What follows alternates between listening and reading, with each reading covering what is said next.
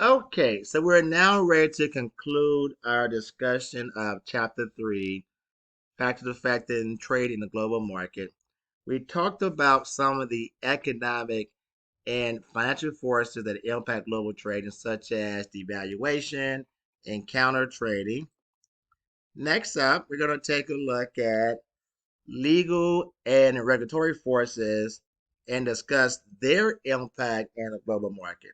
So be aware there are no global system of laws. Okay? Laws may be inconsistent. Think about it. It's really difficult to say you're going to have global laws because that means that every country would have to agree to those global laws, and that's pretty hard to do. So, if you are a U.S. based business, you must follow the U.S. laws while conducting global business. And I would assume that in other countries, they must follow their laws when conducting global business. Now, there are some organizations, such as the Organizations for Economic Cooperation and Development and Transparent International, that's been developed to try to end corruption and bribery in foreign markets and have had limited success. So, again, think about how hard it is to get a group of people together to do anything. Now you're trying to get a group of countries to get together and form some type of law. Yeah, a little challenging. Now we'll talk a little bit more of that. Now, again, this chart, disclaimer, this came from your textbook producers, not from me, saying that these are the countries that are have the highest amount of corruption when it comes to business practices. You see them here. You can read it for yourself. I'm going on to the next part. Okay. Physical and environmental forces also have an impact on global markets. Of course, there are some countries that are more developed than other companies. Um, so there are some developing countries that are not developed as fully may have limited transportation and storage systems that can make international distribution difficult or impossible. So and then there's also technology differences that can influence global trading. So, United States, we are probably, because of our technology resources, able to do things from a global trading standpoint that is not possible in other countries. Other time is the actual transportation, being able to export goods from your country to another country. There could be limitations for some of the more developing countries. Okay? Now, with all of this global trading going on with those 7.7 billion people in the world as customers, how do you protect your country, those corporations that are trading globally? There's something called trade protectionism, which is the use of the government regulations to limit the import of goods and services. So what we're saying is that we do not want all of the goods in the United States to be imports, meaning that they came from other companies, other countries, I'm sorry. There has to be a limit on the amount of goods we can receive here in the United States. This allows domestic producers to survive, grow, and produce jobs. Okay? So tariffs are put in place as trade protectionism.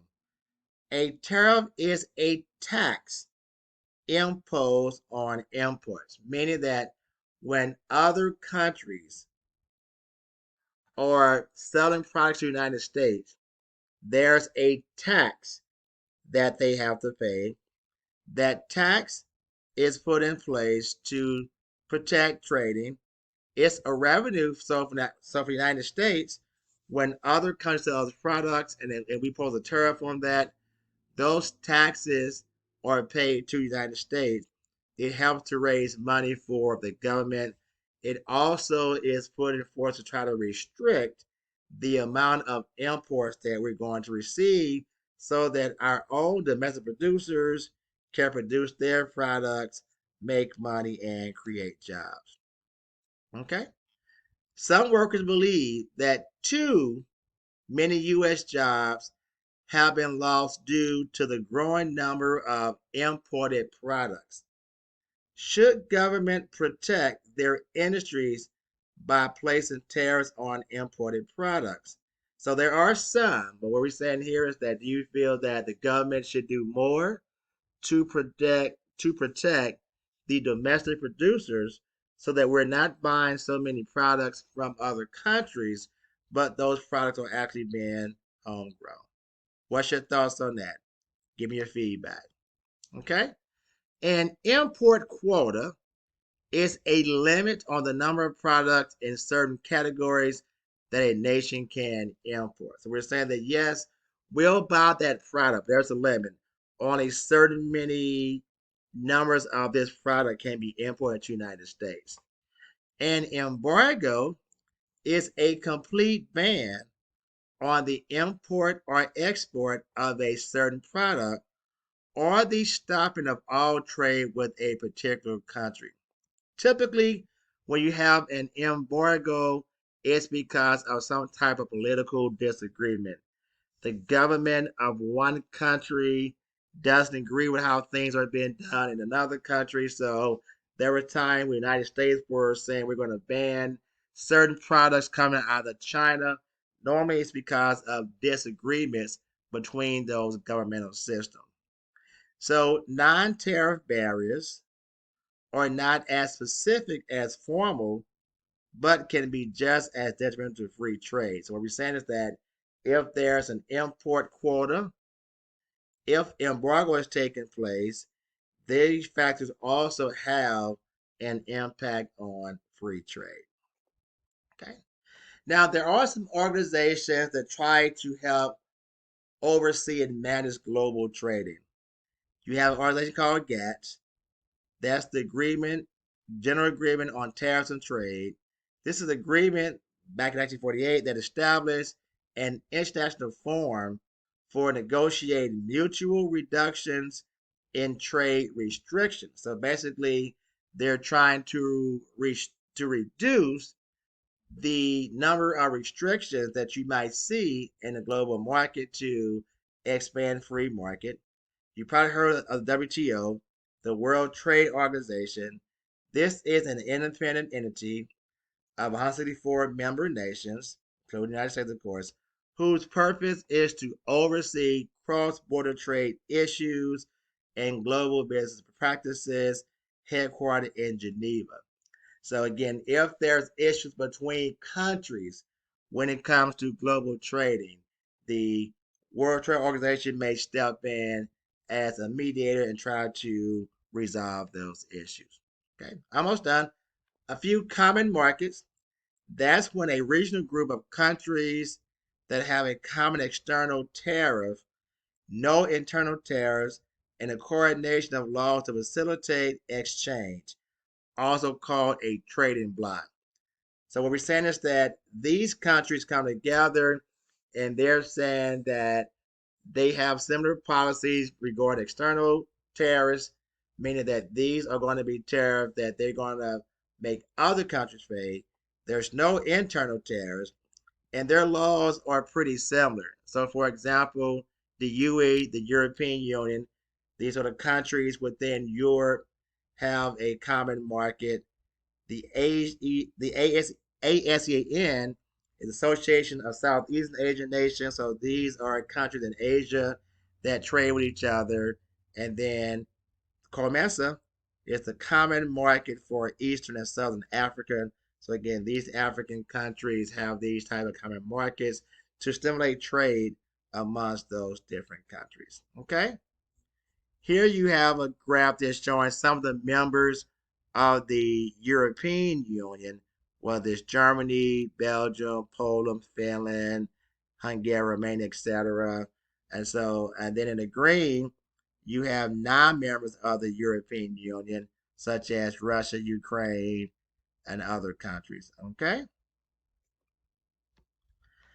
NAFTA stands for the North American Free Trade Agreement, which was passed in 1993. Its purpose was to create free trade among the United States, Canada, and Mexico, meaning that among these three, there aren't any tariffs because of the NAFTA agreement. Its purpose was to boost job growth, fight poverty, improve environmental controls, and close the wage gap between Mexico and the United States. However, NAFTA has largely failed. This agreement, passed in 1993, has not met its intent because of disagreement between these different countries. Okay, so a new agreement was put in play in 2020, which is like a replacement of NAFTA. It is called the USMCA, United States Mexico Canadian Agreement. It was pretty much has the same goals: create level playing fields for U.S. workers with improved rules, modernize and strengthen food and agriculture trade in North America, support modern economy, introduce new rules on digital trade, anti-corruption, and good regulatory practices. So this was just back in 2020.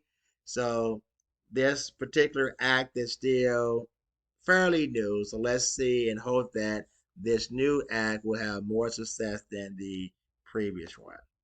Okay. Then there's a Central American Free Trade Agreement, so that there's countries such as Costa Rica, Dominican Republic, Honduras, Nicaragua, El Salvador, and it's agreement where these countries have agreements to trade within each other to stimulate trading. Okay. What is the future of global trade? Well, China is the world's largest exporter and has the second largest economy with over 1.4 billion people, while India is expected to become the world's most populated country. Right now, it has over 1.3 billion people and has seen a huge growth in information technology, pharmaceuticals, and biotechnology.